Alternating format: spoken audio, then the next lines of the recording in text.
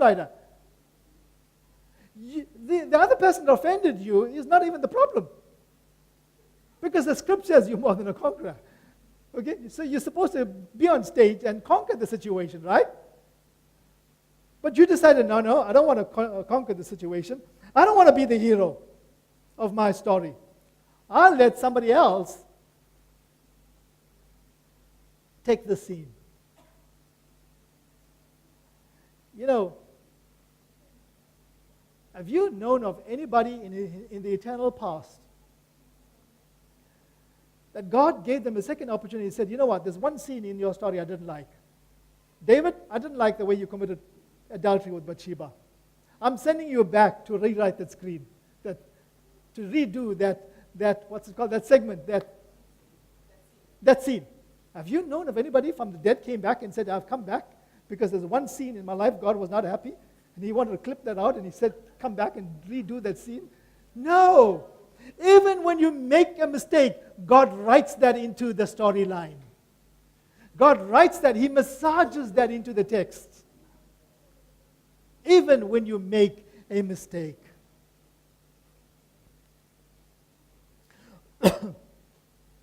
You know, every good story, the hero always has a weakness.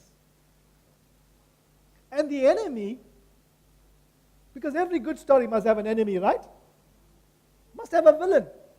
Must have a Kruko. Must have a Goliath. Otherwise, how does the story become interesting? It's not interesting. You know what I'm saying to you, ladies and gentlemen? When you're going through a tough time, it's because your story is interesting. When you're going through a difficult time with your health and with people and with work, you know, when I'm talking about offense, I'm not on church, I'm talking about work, home, anyway. Don't sit out of the set. Stay on set.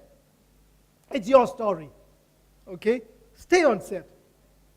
And make sure that you're on scene.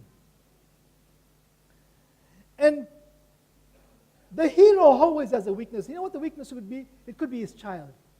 And the enemy knows that if I can kidnap the child, and then the hero's got to go and rescue the child. Okay? So when bad things happen to your family and to your children, guess what? It's just part of the storyline. And you just have to rise up and become that hero and go after the villain that's attacking your family, that's attacking your children, that's attacking your marriage, that's attacking your finances. And so there would be some good people in your life, and that will be those are the supporting actors to help you. There will be some bad people in your life, no help, or they would be the villains.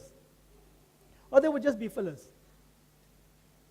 Okay, just to fill the scene. To make look like, the restaurant is a busy place. That's all there is to it. They just, passengers. But even if you're a supporting actor in somebody else's story, do you know you can win an Oscar?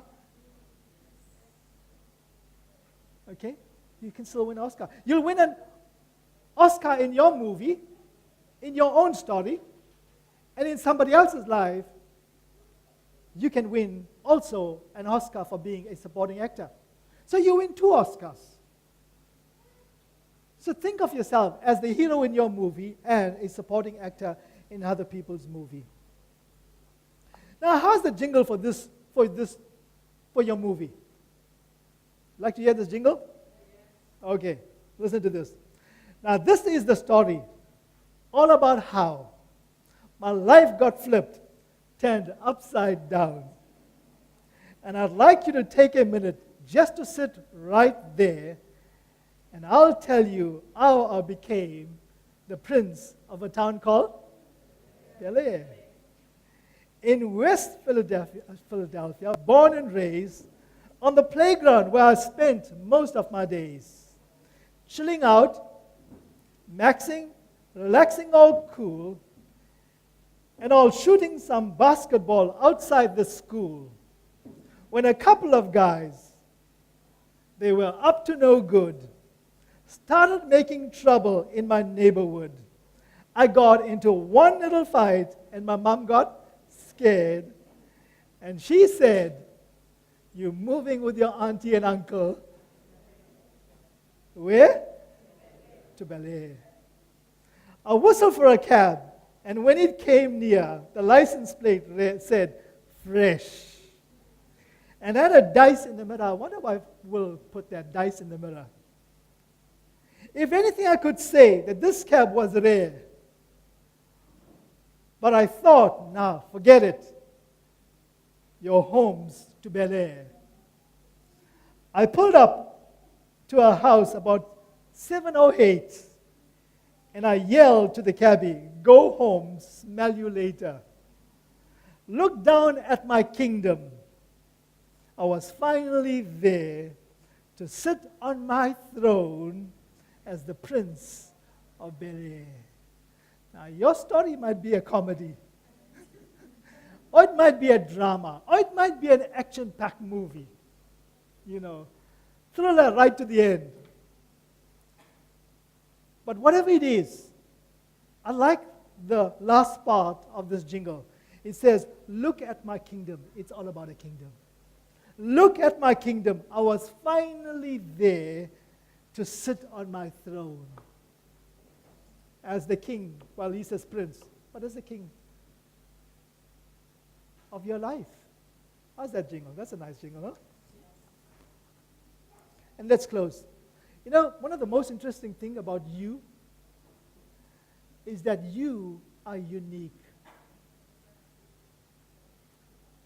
What's the thing, Devi, about, what's it called? More unique, most unique? In English, the grammar, what's it called? Degrees of comparison. Do you know the word unique? There's no such thing as Rina is more unique than Kevin. Rina is most unique than anybody else. No, unique has no degrees of comparison. You are unique. That's what makes you so special in your story. There is 7.6 billion human beings on planet Earth. Nobody has got the same fingerprints or your voice. Nobody. So that's what makes you so special for your story. That's what makes you so different. That's what makes you so valuable. That's why you need to put your time, your energy, in resources in manifesting the real you, the real hero, the hero of faith in your story. And when you're done with this life, you will become a legacy maker. You will be remembered for the rest of your life. God's story always starts with once upon a time.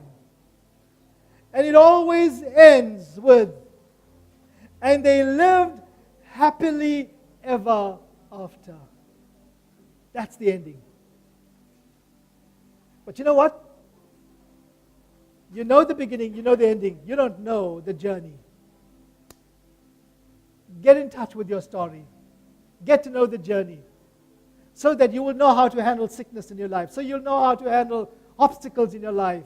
You will know how to handle difficult people in life, because it's all about your story. Those people, those obstacles, those problems got to be there. Because if it's not there, it's a boring story. Nobody wants to listen to it. It's not worth the look. It's not worth the read. And so when you're going through a tough time, the bigger the obstacle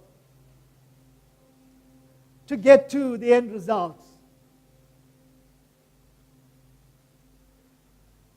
the more gripping the story is, the more powerful it becomes.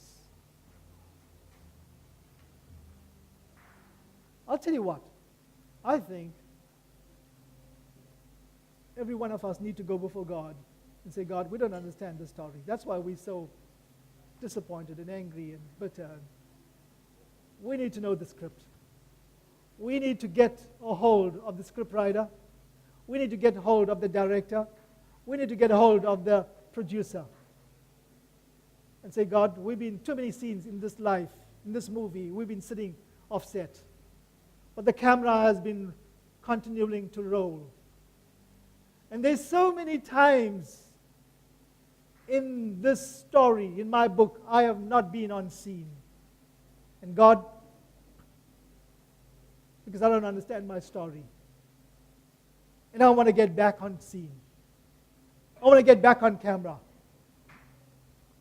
And I want to make my story happen. Let's stand.